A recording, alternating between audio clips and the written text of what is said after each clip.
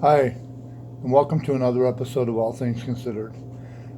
Tonight, I want to speak to you about um, a subject that I had not touched on before. As most of you know, I plan on running for mayor of Seattle in 2025. And I was on a Facebook group for Seattle that dealt with apartments and rent and people looking for apartments and roommates and people moving to Seattle because of a job and things of that nature. So I posed this question. I said, I'm working on $500 a month and I need to find an apartment or I need to find a room or something of that nature in the downtown Seattle area. And several people were kind of thought that was laughable. They thought it was strange. And then I told them that I was making $771 a month. I was on low income. And a few people found out I was an artist, and they said, well, you know what, we might be able to do something. Give me a call at so and so, so and so. After about 20 or 30 people, um, I said, well, I wasn't extremely honest with everybody. I already have a place to stay when I get to Seattle. I already have that covered.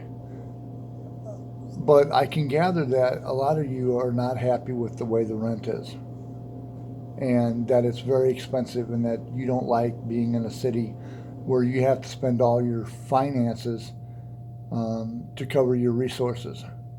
And I said, how would you like for that to change? How would you like um, to live in a different kind of Seattle? And one person wrote me back. He said, well, if you can't take care of yourself, I'm not going to vote for you.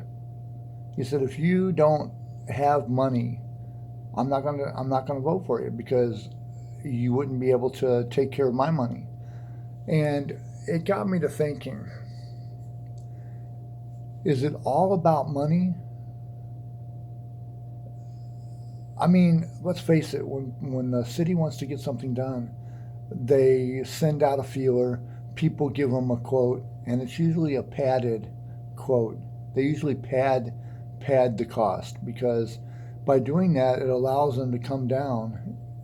Here's what it costs, here's what they say it'll cost, and if they come down just a little bit, they're still making a lot of profit. So I had talked to some people, and several people um, thought I was joking. They were being humorous in their reply.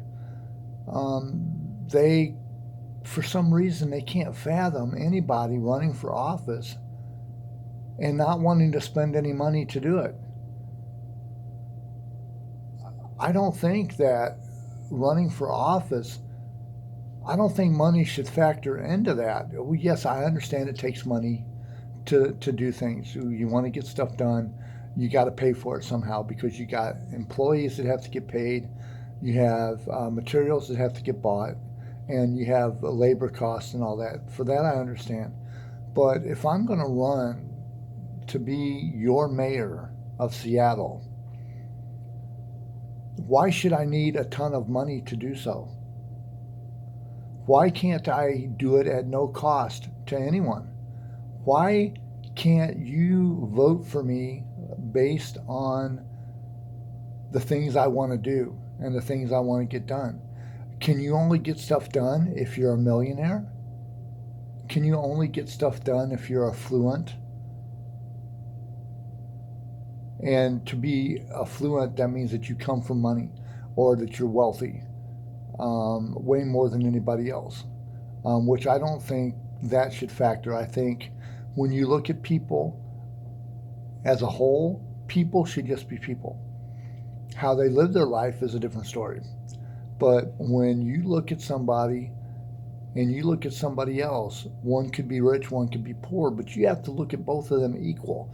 You can't look at one like he's rich and one like he's poor, unless the poor is asking for help, then that's a little different. But if you have two people come to me and sit down to talk about a particular issue in their neighborhood, and one's rich and one's poor, the only important thing is the issue that needs to get fixed, and you both come to me with good ideas, and I listen. I don't listen to the rich one first or the poor one first. I listen to both equally. And in that respect, the rich and the poor are equal. Are they treated equal? No, they're not. The governments don't treat the poor equal with the rich. The rich get all of the perks of being rich. So, having said that, how do you see Seattle? When you're looking at a mayor, when you're looking at a candidate, what do you look for? There's no wrong or right answer here, but I am curious. If, say, you had 5 people saying they wanted to be the mayor of Seattle, what would be facts that you would look at in order to vote for them? Does it matter that they care about the city? Does it matter that they want to get stuff done so the city can enjoy the city? The citizens can enjoy what Seattle has to offer? Or do you have to look fancy and dress fancy and talk fancy? And do you have to have money? Do you have to, say, have like 300,000 or $1 million in the bank? Do you have to have that? Why can't somebody that's poor get into a position of power and do the right thing? Do the right thing to help everybody as a city of Seattle. I mean, supposing I was poor, would that disqualify me from doing a good job if I knew how to do the job good? Anyway, if you have anything to add to this, put it in a comment below, because I'd like to hear from you on it. Also, if you know of anybody that has done anything like this, or if you know anybody that lives in Seattle that can put their 2 cents worth in, please do that. Also, if you have an idea for another video, please put that in the comment below as well. The comment, like, right down there. Also, hit the thumbs up, and also hit the subscribe button down here. My videos are kind of slowly taking off. I have about 34 subscribers, and I appreciate every single one of you. I want you to remember to try to make tomorrow better than yesterday by doing the very best we can today. This has been All Things Considered.